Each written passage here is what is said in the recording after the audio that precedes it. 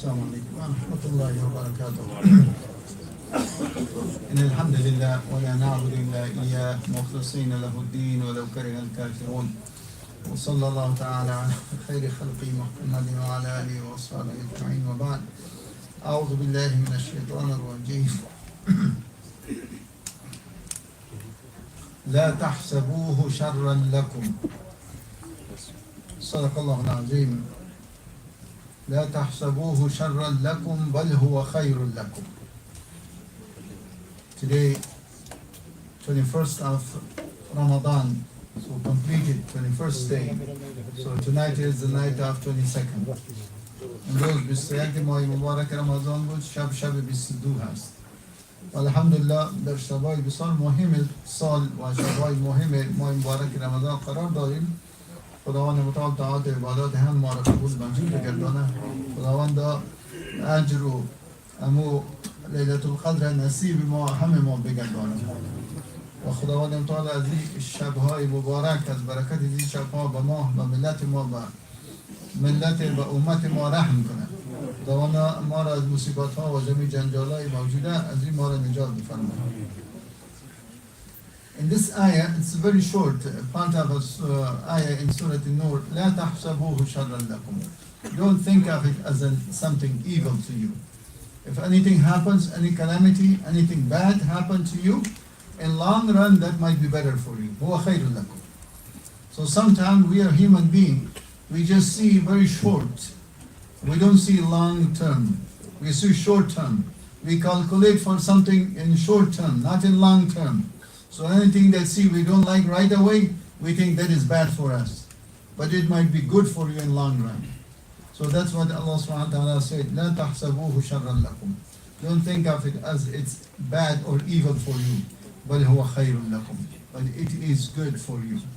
So we don't know anything happened to us, anything bad, anything worse that happened to us. We think that that's something bad. We don't want to see that. But we will see some good out of it in the future. Some good out of it will happen in the future.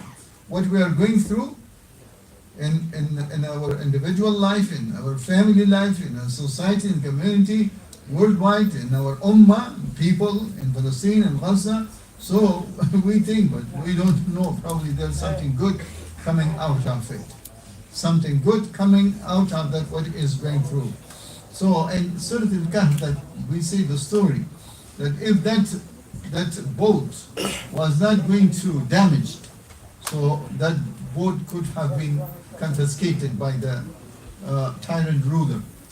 So the damaging the boat was something that the people, the owner of the boat, they didn't like it. But in long run it was good for them because they saved their boat. That damage in the boat saved the boat itself. But right away, the people who saw that you are damaging their boat, they didn't like that. But something happened to you right away, you may not like it, but in long run, that will be good for you. Or, for example, the small boy that was taken, his life was taken. In the story of Musa and Khatira, that the parents, they didn't like it. But in long run, that was better for them. It was better for them, and then that was better for the boy, better for the family, for everybody. So that is something, the message of Quran, that sometimes you might see something, you don't like it, but that would be better for you. Don't think of it as a shar, but it would be indeed khair for you in long run. So anything calamities, these things happening to us, so we don't think that might be evil because we believe as Ahl Sunnah, we believe that anything Allah has decreed for us in this world, that is in our interest. That is good for us. Anything decreed by Allah in this life, that is good for us. We may not understand, we may not realize the goodness in it right away, but that goodness will be exposed after a while. After a while, what we see that worth it, that suffering, that calamity that happened, that worth what we've been paid off later on. So what is going on in Gaza, that might be worth of if those nations get their independence and their freedom that they are looking for many decades. that they will get it through, that was worth it. So that is what you see, the rights are not given, the rights are taken. You have to take your rights. People will not give you until you take it. So that is important, that we think anything happens, so happens for a reason. So Allah knows what is the reason behind it, and Allah knows that what good is in it. So to say that one, and we come especially in the month of Ramadan, the power of dua. The power of dua. Al-dua huwa al-ibadah. Dua is ibadah. Dua by itself an act of worship. وَقَالَ رَبُّكُمْ وَقَالَ رَبُّكُمْ ادْعُونِي أَسْتَجِبْ لَكُمْ. Your Lord said that make a dua, I will answer your dua. So, إِنَّ الَّذِينَ يَسْتَكْبِرُونَ عَنْ عِبَادَتِي. In the same ayah, those who are proud and arrogant about my ibadah, سَيَدْخُلُونَ جَهَنَّمَ دَاخِرِينَ. They will enter Jahannam and they will be disgraced. They will humiliated enter them. So here the second portion of the ayah say, يَسْتَكْبِرُونَ عَنْ عِبَادَتِي.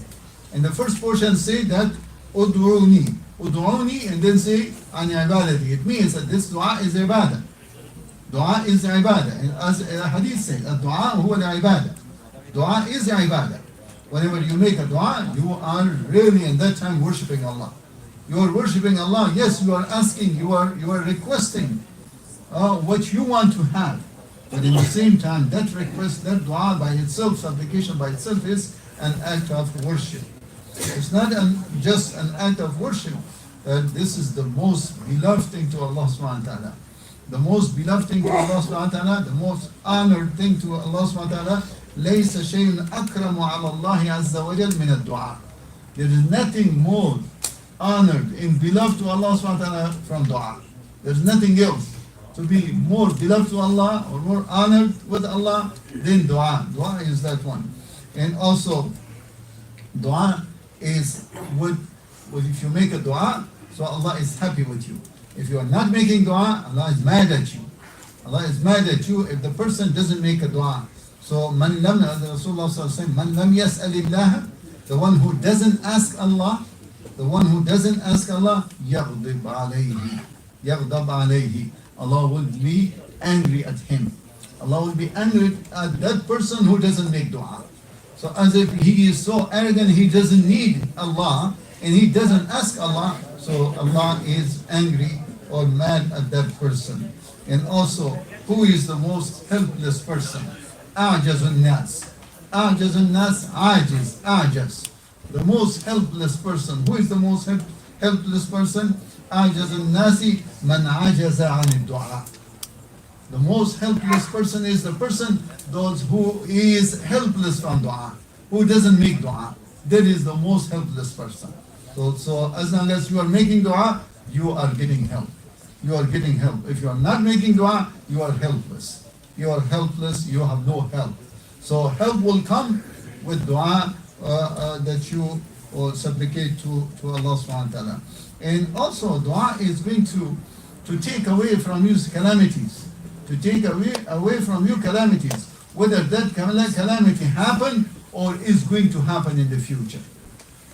Any suffering, any hardship, any calamities that is going to happen in the future, or it might have happened in the past or right now, that is going to that dua is going to help to take away that one from you. As Prophet ﷺ said, "Inna du'a yanfa'u." Dua is going to be benefit you. Mimma nahzan wa mimma lam yanzil. The dua is going to benefit for those things that have happened and those who haven't happened. فَعَلَيْكُمْ عِبَادَ اللَّهِ بِالدُّعَاءِ. So you have to commit to dua. And also, dua is increasing love between Muslims.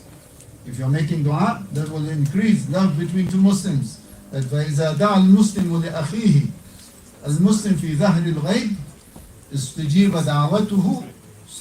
دعوته ودعا له الملك وقال له وَلَكَ بِمِثْلِ ذَلِكَ.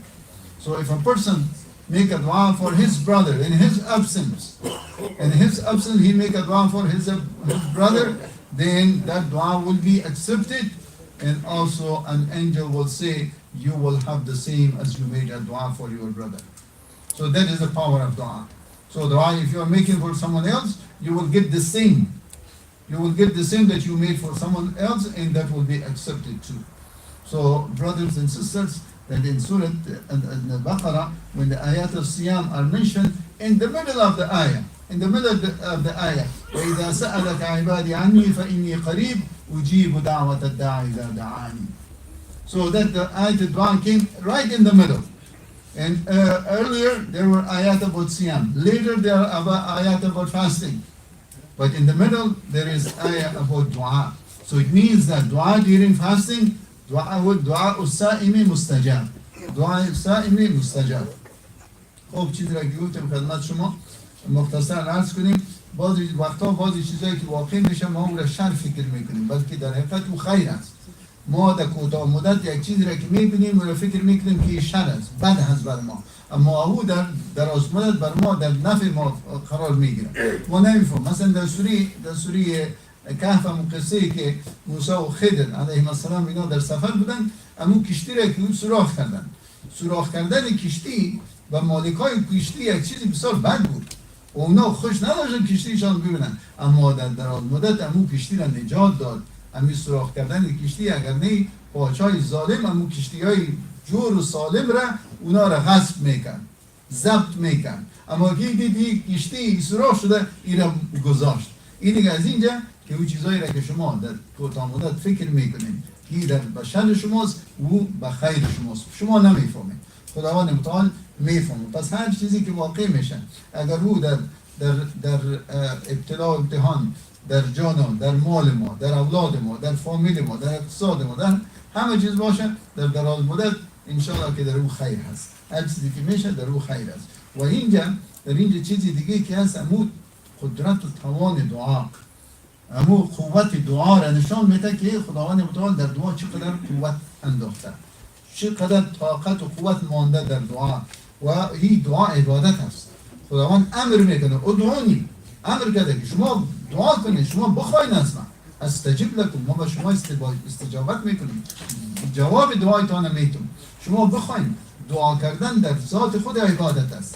ان الذين یستکبرون عن عبادتی، خداوند میفرماید کسایی که در استکبار میکنن، کبر میکنن، غرور میکنن، نمیخواهند، فکر میکنن خواستن از خداوند این در کسر شانشان است، دیگه اون مردم میگه سیدخلون جهنم داخلین، اونا داخل بهشت بسیار ذلیل و پیش پا افتاده، اما تو مانده و ذلیل داخل جهنم میشن، کسی که دعا نمیکنه. دعا عبادت هست. دعا هو العباده. و همچنان رسول صلی الله علیه و آله چیزی با خداوند متعال بسیار محبوبتر و بسیار گرانتر و یعنی گرانبهاتر از دعا نیست. دعا چیزی است که خداوند متعال برای بسیار دوست داره.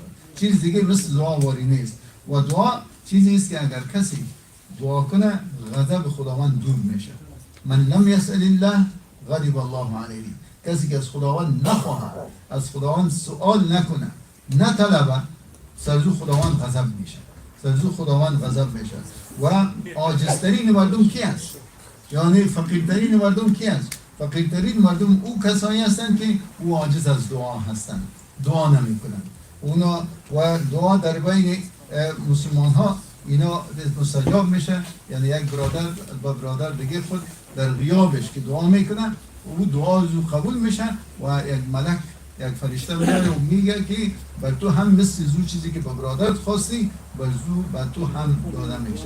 پس شما چیزی را که با خود میخواین به یک مسلمان دعا کنین و مسلمان هم قبول میشه و با شما هم قبول میشه. دیگه این چیزی دعا هست که خصوصا در رمضان، خصوصا در این شبای اخیر، دعا از دعا بیافزاییم، دعا زیاد کنیم. و صلی الله علیه و